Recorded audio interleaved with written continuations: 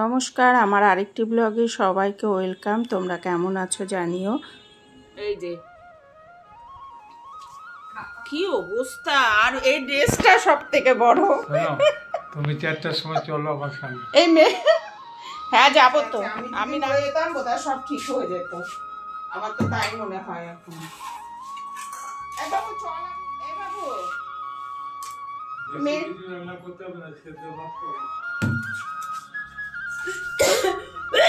এই কারি কারি বাসন মাজা, সেদিন ইয়েতে কাঠে বাসন মাজা, এই রসা কিচ্ছু রান্না করবো না। পটল আলু কেটে রেখেছিলাম, কিন্তু ওনাকে নিয়ে হসপিটালে যেতে হবে ইঞ্জেকশন দেওয়াতে।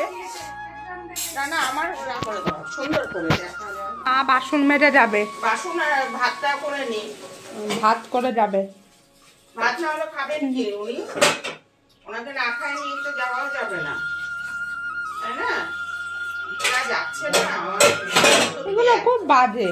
না এত বাজে দিন যাচ্ছে না। এমনি করে আমি নিজে দেখলাম তো দাঁত বসানো, আসলে দোষ তো ওনার কি স্বভাব বলতো? না বিড়ালটাও একটু কামলা, কিন্তু ওনারও স্বভাব হলো প্রত্যেকটা বিড়ালের গায়ে পা দিয়ে সরায়। আমার বিড়ালগুলো এরকম না। আর বিড়ালকে দূর থেকে, ওই বিড়ালটা একদিন ফ্ল্যাটের বউটাকে কামড়িয়েছে না, ওর একটু স্বভাবও আছে, অ্যারোগেন্সি টাইপের। মাথা ঘুরছে। কি করবো, পটলটা তরকারি করবো না? না এখন আর করতে হবে না। আমাকে শান্তি করতে দেয়নি, কিংবা রেস্ট নিতেও দেয়নি। জানি না কি অপরাধ, আর ভগবানের চোখে আমি কি অপরাধী। মানে আমার মতন অপরাধী বোধহয় ভগবানের চোখে কেউ নেই। সকাল থেকেই শুরু হয়ে গেছে সংসারে যুদ্ধ। মানে আমার কাছে এটা জন্য মনে হয় জীবন যুদ্ধ, আর কিছুই না। সব কিছু নিয়েই যুদ্ধ, যেটা একা হাতেই সব আমার সামলাতে হয়।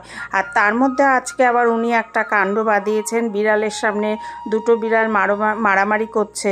তোমার তো প্রয়োজন নেই পা দিয়ে তাদের ঠেকানো, পা দিয়ে এমন ঠেকিয়েছে দেখলেই তো, 4টে পুরো দাঁত বসিয়ে দিয়েছে। আমি তরকারি কাটছিলাম, দূর থেকে দেখছি পায়ে একদম আক্রোশের বশে কামড়ে ধরলো। তা এখন ওনাকে নিয়ে আবার হসপিটালে যেতে হবে।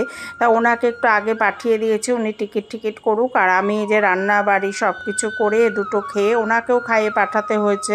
আর চলো তাহলে। তারপরে এই জীবন যুদ্ধে না মাঝে মাঝে মনে হয় হেরে যায়, আর পারছি না। এই একটানা যুদ্ধ, আর 7-8 বছর হলো, আর পারছি না এগোতে। মাঝে মাঝে কী যে মনে হয় তোমাদের বলে বোঝাতে পারবো না। মাঝে মাঝে মনে হয় সংসার ছেড়ে কোথাও যেদিকে দু চোখ যায় চলে যায়, কিন্তু আবার মেয়েটার টানে মনে হয় যে মেয়েটা কী করবে, ও তো অসহায় হয়ে পড়বে। তাহলে চলো আমিও রেডি হয়ে বেরিয়ে যাই হসপিটালে। সকালে ছোটা আর ইয়ে ছাড়া কোনো কাজ নেই, 4টে বাজে, আর মেঘলা ওয়েদার। ছাতাটা নিয়ে নিলাম, বলা যে দারোয়ানদের ইয়ে বামসুলের উপরে খুব কমফোর্ট, জানো তো, খুব না পচবে না, ওইটা পাকবে না। ওটা পাকবে, ওটা থাক, ওটা কাউকে দেবো না। ওটা ছোটবেলায়, মোট কথা এটা এটা কি মাস, এটা কি মাস? আসার সময় আবার দাম পেরো না, পারবো আমি আগে দেবো।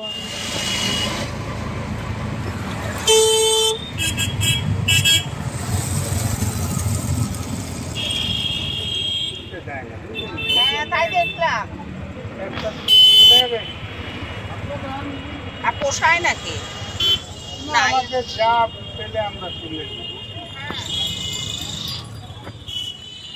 চারিদিকে এমার্জেন্সি, অ্যাম্বুলেন্স চালিয়ে বৃষ্টি পড়ছে।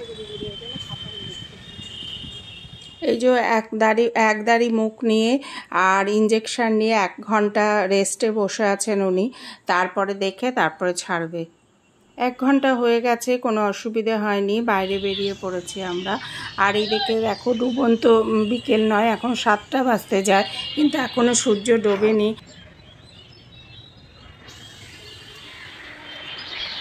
চারিদিকে পাখির কলতান, সবার ঘরে ফেরার তাড়া। সন্ধে হয়ে যাচ্ছে যেহেতু, আমিও চলেছি আমার গন্তব্যের উদ্দেশ্যে।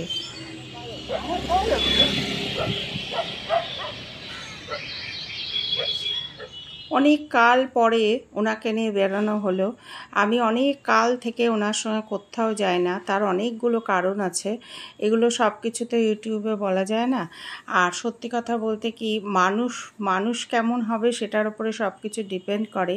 মানুষের রূপটা কোনো কিছু যায় আসে না, কিন্তু এগুলো তো বাহ্যিক রূপ। আর এই হলো ব্যাপার। তা চলো তাহলে বাড়ির উদ্দেশ্যে যাই।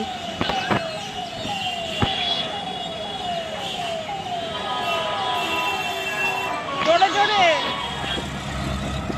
টোটোতে উঠে যাব হলো রথতলা, তারপরে ওখান থেকে আবার টোটো নিয়ে স্টেশন অবধি। তা যাই হোক, স্টেশনে গেলেই ওনাকে আমি ছেড়ে এগিয়ে যাব, কেননা আমার বাড়িতে অনেক কাজ আছে।